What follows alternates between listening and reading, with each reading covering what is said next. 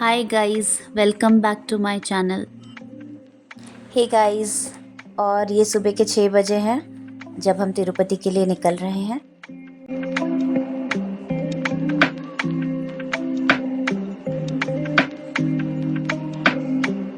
अब सुबह के 9 बजे हैं। हम काफ़ी देर से एक अच्छा सा रेस्टोरेंट ढूंढ रहे थे नाश्ता करने के लिए, और हमें ये रेस्टोरेंट काफ़ी अच्छा दिखा, तो हम यहाँ पे रुक गए अपने सुबह के नाश्ते के लिए। जब हम यहाँ पे बैठ के नाश्ता कर रहे थे तो हमारी आंख अचानक से गई जहाँ पे बहुत मधुमक्खियाँ घूम रही थी।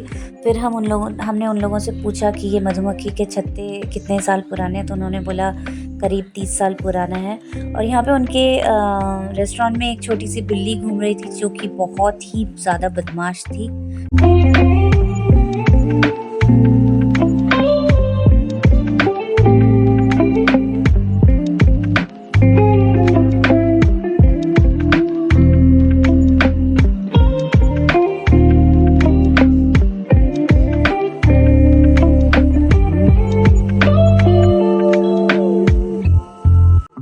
तो नाश्ता करने के बाद हम फिर से निकल पड़े, और ये दिख रहा है तिरुपति का बोर्ड जो दिखा रहा है कि हम अभी भी 78 किलोमीटर्स दूर हैं।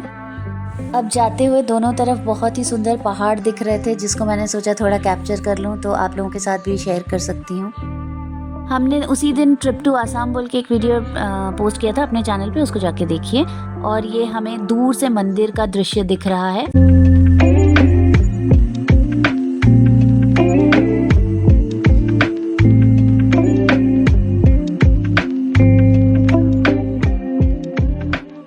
और ये तिरुपति से तिरुमला जाते वक्त जो हमें रुकाकर हमारी चेकिंग की जाती है, वहाँ पे गाड़ी से उतर उतर के हमें गाड़ी की चेकिंग की जाती है। चेकिंग खत्म होने के बाद अब हम तिरुमला की तरफ चल पड़े हैं।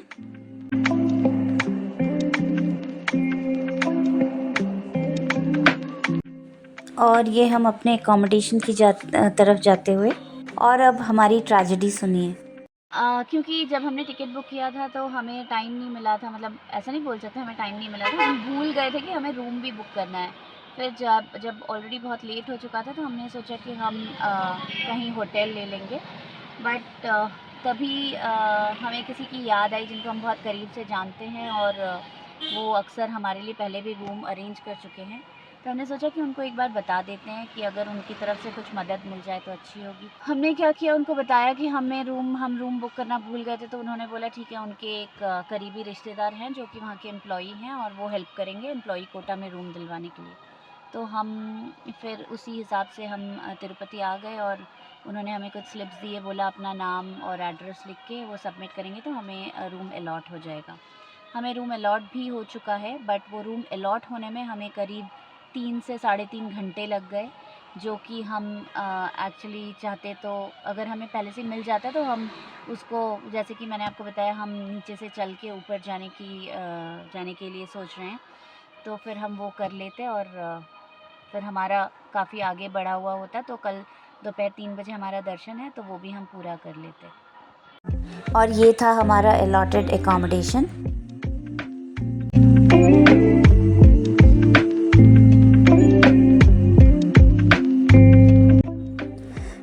क्योंकि काफ़ी टाइम हो चुका था और हम अपना लंच टाइम ऑलरेडी पार कर चुके थे, हमें काफ़ी भूख लगी थी, तो हम रूम में अपना सामान रख के इमीडिएटली खाने के लिए निकल पड़े।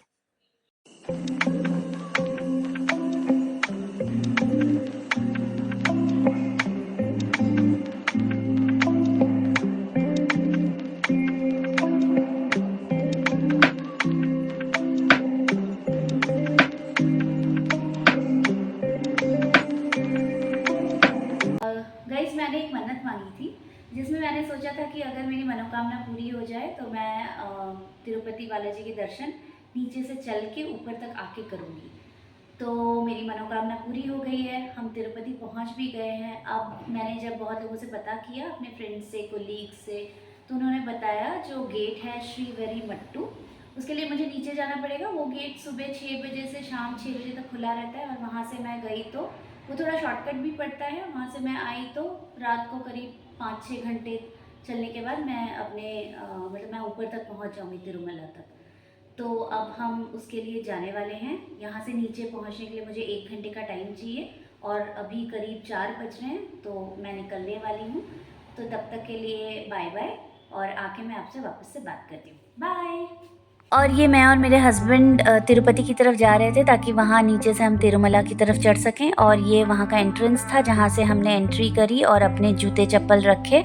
और ये सीढ़ियों की तरफ हम जाते हुए, यहाँ पे 3550 सीढ़ियाँ हैं, जो कि काफ़ी खड़ी सीढ़ियाँ हैं, जिसमें चढ़ने में मतलब हम बहुत ज़्यादा थक चुके थे। पानी बार-बार हम पानी पीते जा रहे थे। थोड़े आसपास आपको जंगली जानवर भी दिख जाएँगे। आजकल तो यहाँ जानवरों का भी काफ़ी खतरा है, क्योंकि ऑलरेडी एक बार लेपर्ड और बेयर अटैक हो चुका है। और हर जगह पे आप जब जाते रहेंगे ना, तो आपको दिखेगा कि वहाँ पे माइलस्टोन्स लगाए हुए हैं कि आप अब तक कितनी सीढ़ियाँ चढ़ चुके हैं।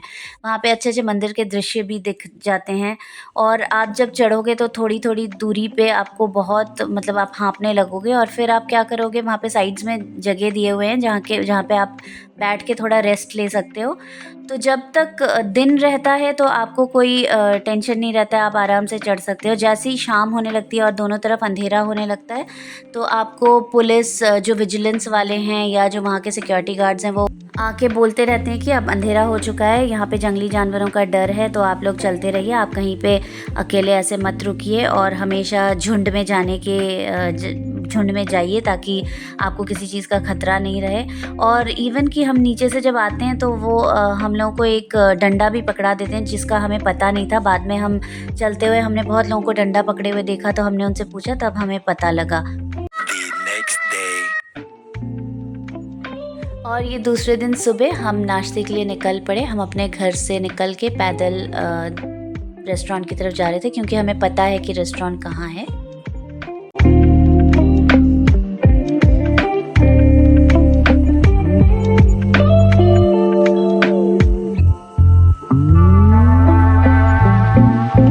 नाश्ता करने के बाद हमने देखा कि वहाँ पे काफ़ी अच्छी मार्केट है, जहाँ पे हम थोड़ा टहल सकते हैं। तो हम थोड़ा वहाँ पे निकल के टहल लिए, देखा अगर कुछ ख़रीदने का सामान मिल जाए तो।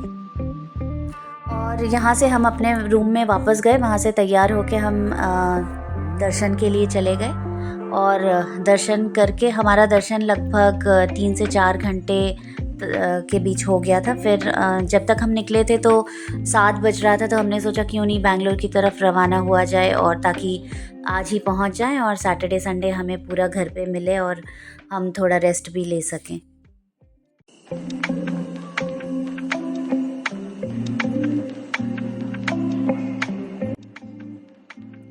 और ये तिरुमला से तिरुपति की तरफ उतरते हुए, और अभी आपको राइट साइड में जो रास्ते दिख रहे हैं, वो हम लोग जब चल के नीचे से ऊपर तक आए, तो ये सारे रास्ते से जहाँ से हम लोग चल के आए। और जैसे ही हम नीचे जाते रहते हैं तो व्यू तो आपको पता ही है, वहाँ का व्यू बहुत ही अच्छा है। और जब हम नीचे जाते हैं तो हमें ऊपर तिरुमला से तिरुपति का जो व्यू दिखता है वो ऑसम है। आप देख सकते हैं राइट हैंड साइड में जो लाइट्स हैं, वो ऐसा लग रहा है जैसे आसमान में सितारे चमक रहे हों। और फिर रात को हम खाने के लिए एक रेस्टोरेंट में रुक पड़े।